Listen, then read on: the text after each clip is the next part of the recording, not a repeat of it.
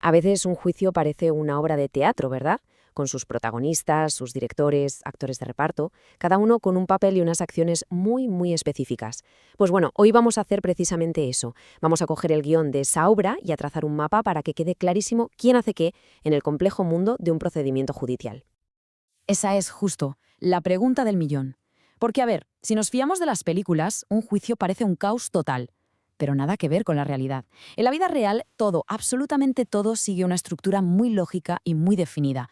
La idea es que al terminar esta explicación, el papel de cada participante esté meridianamente claro. Vamos a descubrirlo.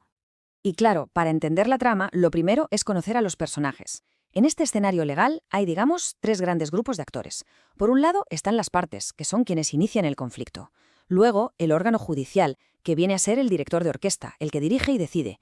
Y finalmente, los terceros, que aportan información clave desde fuera. Todo el proceso gira en torno a lo que ellos hacen. Y este gráfico lo ilustra a la perfección.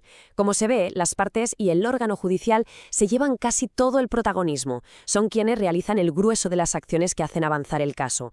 Pero, ojo, que el papel de los terceros, aunque sea más pequeño, a veces puede ser absolutamente decisivo. Venga, empecemos por los protagonistas indiscutibles, las partes. Son el motor de toda esta historia. Son quienes presentan el conflicto ante un juez y, lógicamente, luchan por sus intereses, dando forma a todo el procedimiento con cada cosa que hacen. Pero, ¿qué tipo de acciones pueden realizar? Pues básicamente se dividen en dos grandes tipos. Primero, los actos de postulación. Aquí es donde se pide, se argumenta y se presentan las pruebas. Es la construcción del caso, por así decirlo. Y luego están los actos de disposición, que son decisiones, más drásticas, que pueden cambiar el rumbo del juicio o incluso terminarlo de golpe. Vale, profundicemos en la postulación. Es una secuencia súper lógica de 3 pasos. Primero, las peticiones, o sea, qué es lo que se le pide al juez. Segundo, las alegaciones y por qué se le pide. Aquí es donde se exponen los hechos y los fundamentos legales. Y tercero, los actos probatorios. Cómo se demuestra que lo que se dice es verdad. Petición, razón y prueba. Así, tal cual, se construye un caso. Y ahora, los actos de disposición. Aquí, las partes, digamos que toman el control. Hablamos de la posibilidad de llegar a un acuerdo, de retirarse del proceso o de aceptar lo que pide la otra parte. Esto es muy habitual en el ámbito civil, donde rige el llamado principio dispositivo. En el ámbito penal, sin embargo, la cosa cambia, ya que ahí las partes no tienen esa libertad para disponer del caso a su antojo. Pasemos ahora a los directores de esta obra, el órgano judicial. Y aquí no solo encontramos al juez o al tribunal, también a otros funcionarios que son clave. Su función es dirigir el procedimiento, asegurarse de que se cumplen las reglas y, por supuesto, dictar la decisión final. La figura central, está claro, es el juez. Y su herramienta principal son las resoluciones judiciales. Cada documento que emite tiene un propósito muy claro. Unos sirven para ordenar el proceso en el día a día, otros para resolver disputas intermedias y, los más importantes, para poner el punto y final a la historia. Y aquí está el quid de la cuestión, como vemos en la tabla. No todas las resoluciones son iguales. Las providencias son para la gestión del día a día. Fijaos que su motivación es mínima. Luego están los autos, que deciden cuestiones ya importantes, y aquí la motivación es siempre obligatoria. Y finalmente, las sentencias, que deciden el fondo del asunto, y su motivación no es solo una regla, es una exigencia de la Constitución. Pero el juez no está solo. Hay una figura esencial, aunque quizá menos conocida, el letrado de la Administración de Justicia, o LAJ. Es, para que nos entendamos, el notario del juzgado. Documenta todo lo que ocurre, da fe de ello y se encarga de que el procedimiento no se pare, de que avance.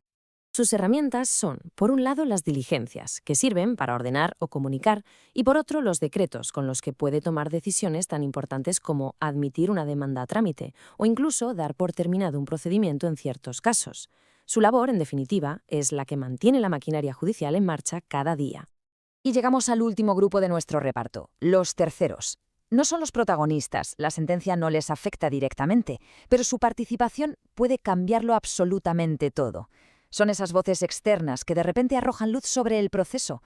¿Y de quiénes hablamos? Pues, por ejemplo, de los testigos que cuentan lo que vieron, de los peritos que ofrecen su conocimiento experto sobre un tema muy técnico, o incluso de las fuerzas públicas cuando tienen que ejecutar una orden del juez, como un desahucio. Su papel es aportar información o realizar una acción que el juez necesita para tomar una decisión justa e informada. Bueno, hemos visto quién hace qué. Pero la pregunta final es, ¿por qué está todo tan estructurado? ¿Por qué es tan importante este reparto de papeles? Y la respuesta es muy clara. no es por simple burocracia. Esta división de funciones es la base de la justicia. Impide que una sola figura acumule demasiado poder y garantiza que las decisiones no sean arbitrarias. Que todo el mundo sepa cuáles son las reglas del juego. En el fondo, es una garantía para toda la ciudadanía. Y nada lo demuestra mejor que esta frase. El hecho de que un juez deba explicar detalladamente el porqué de su decisión final no es una opción, es un mandato constitucional. Es la máxima expresión de un sistema que rinde cuentas y que busca la justicia material, no solo la formal. Y esto nos deja con una reflexión final. En todo este complejo engranaje de actos y de actores, ¿es esa obligación de razonar, de explicar el porqué de una sentencia, la pieza clave que de verdad garantiza un juicio justo? Es una pregunta que desde luego merece la pena considerar.